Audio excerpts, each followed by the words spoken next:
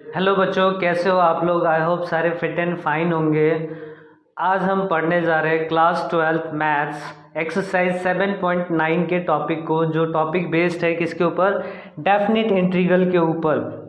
चलिए एक क्वेश्चन लेते हैं और देखते हैं कि कैसे डेफिनिट इंटीग्रल के क्वेश्चन सॉल्व होते हैं। तो देखिए बेटा, एक क्वेश्चन लिया x D x, integration of x D X. अब ये जो दिख रहा है आपको ए और बी, ये है क्या? इसको हम बोलते हैं बेटा, नीचे वाले को लोअर लिमिट। इसे हम क्या कहते हैं? Lower limit. और ऊपर वाले को क्या कहते हैं बेटा? Upper limit. और अब हम ये पूरे एंटायर क्वेश्चन को कैसे रीड करेंगे बेटा? Integration A to B X D X. कैसे रीड करेंगे? Integration A to B X D X. अब इसे सॉल्व कैसे करेंगे बेटा?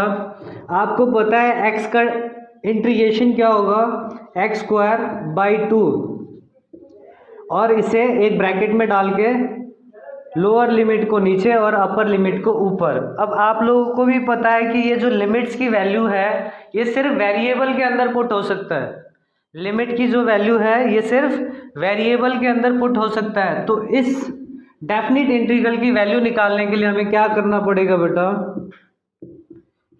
इसमें आपको लिमिट की वैल्यू पुट करनी पड़ेगी। और डेफिनिट इंटीग्रल के को निकालने के लिए हमें क्या यूज करना पड़ता है? फॉर्मूला यूज करना पड़ता है upper limit minus lower limit. क्या फॉर्मूला यूज होता है? Upper limit minus lower limit. तो ये आपका टॉपिक यहीं ख़त्म होता है। इसके ऊपर हम क्वेश्चंस करते हैं और इसको और डिटेल में करने की कोशिश करते हैं। तब तक इस वीडियो को पॉज करके इसे नोट डाउन करिए। चलिए बेटा, आप लोगों के बोर्ड पे 2 क्वेश्चंस हैं, इसको हम डेफिनेट इंटीग्रल से सॉल्व करने की कोशिश करते हैं। तो ये क्या है बेटा? Integration -1 to 1 x + 1 dx। अगर मैं इसे सेपरेट कर दूं तो क्या लिखूंगा बेटा? Integration 1 to 1 x dx plus integration -1 to 1 dx। Further इसे सॉल्व करता हूँ बेटा, तो ये क्या आ जाएगा?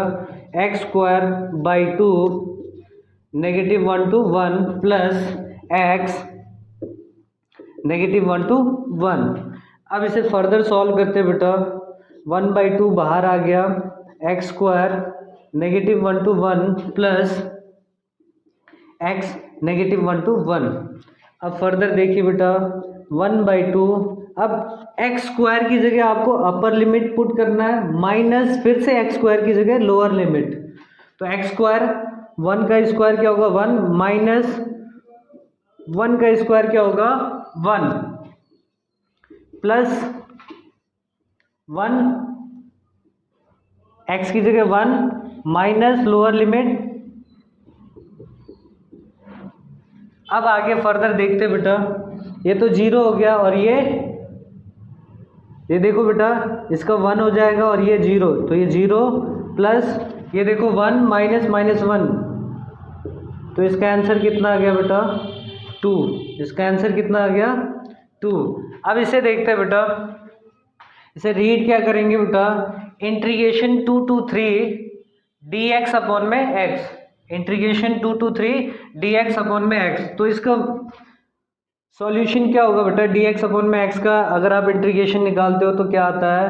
लॉग मोड x आता है। और ये अपर लिमिट कितना है बेटा? 2, अपर लिमिट 3, लोअर लिमिट 2।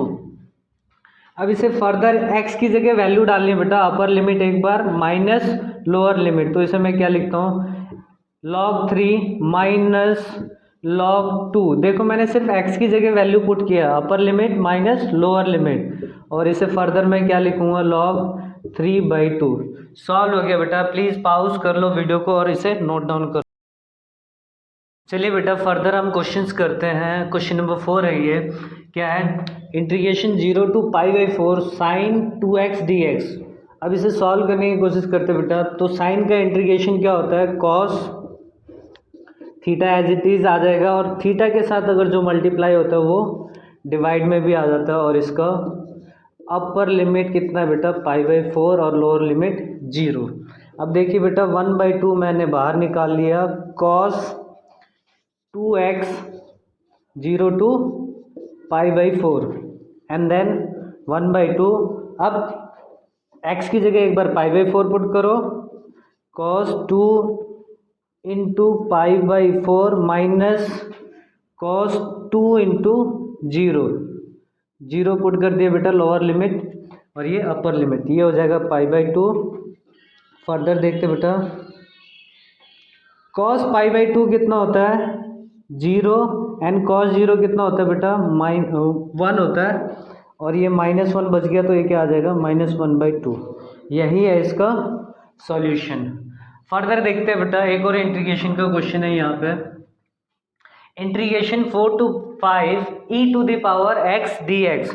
तो इसका सॉल्यूशन क्या होगा बेटा, इसका e⁻x का इंटीग्रेशन क्या होता है e⁻x, lower limit 4, upper limit कितना 5। अब एक बार अपर लिमिट x की जगह अपर लिमिट माइनस x की जगह लोअर लिमिट, और इसमें से मैंने ये कॉमन ले लिया तो ये क्या बच गया ये, तो यही है इसका सॉल्यूशन। अब आ जाते हैं क्वेश्चन नंबर 7 पे, क्या है 0 to π/4 tan x dx का आपको इंटीग्रेशन फाइंड करना है। तो tan x का इंटीग्रेशन क्या होता है बेटा, log mod sec x, और लोअर लिमिट इतना 0 to π/4। अब फर्दर देखते बेटा, log sec x की जगह π/4 पुट कर दो एक बार, माइनस log sec 0।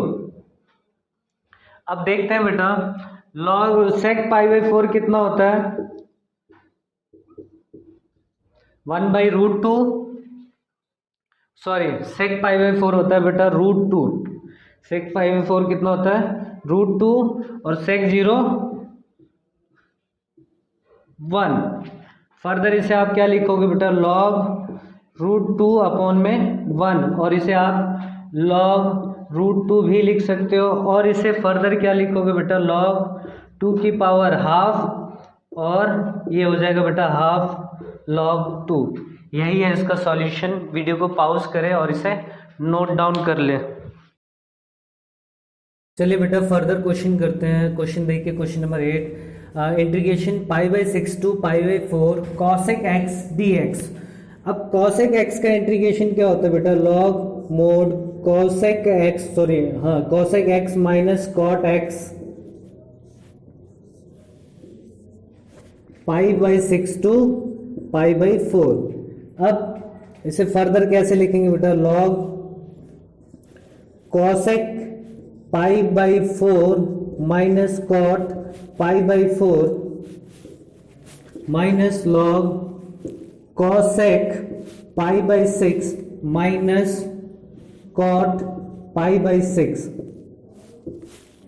अब देखिए बेटा, log मोड, अगर cosec π/4 की वैल्यू देखोगे तो ये आएगा बेटा √2,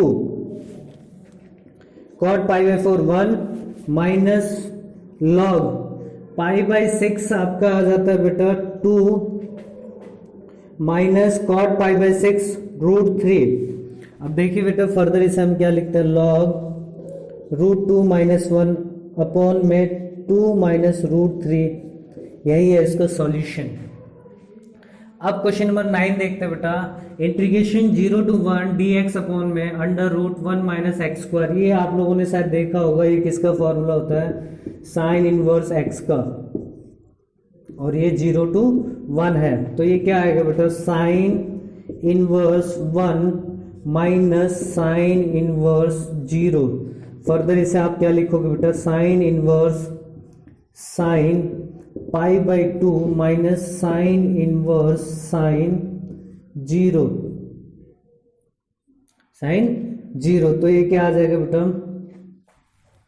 π/2 माइनस 0, तो आंसर क्या आ जाएगा बेटा π/2। अब इसे देखिए बेटा, इंटीग्रेशन 0 to 1 dx अपॉन में 1 प्लस एक्स स्क्वायर। ये आप लोगों को भी पता है किसका फॉर्मूला, मतलब क्या आता है इसका integration, tan inverse x 0 to 1। अब देखते हैं इसे बेटा, tan inverse 1 minus tan inverse 0 और ये आ जाएगा tan inverse 10 pi by 4 minus tan inverse 10 0 और यहाँ से आ गया बेटा पाई बाई 4 माइनस 0, तो आंसर क्या आ गया pi by 4। That's it. Video को पॉज करके इसे नोट डाउन कर लें।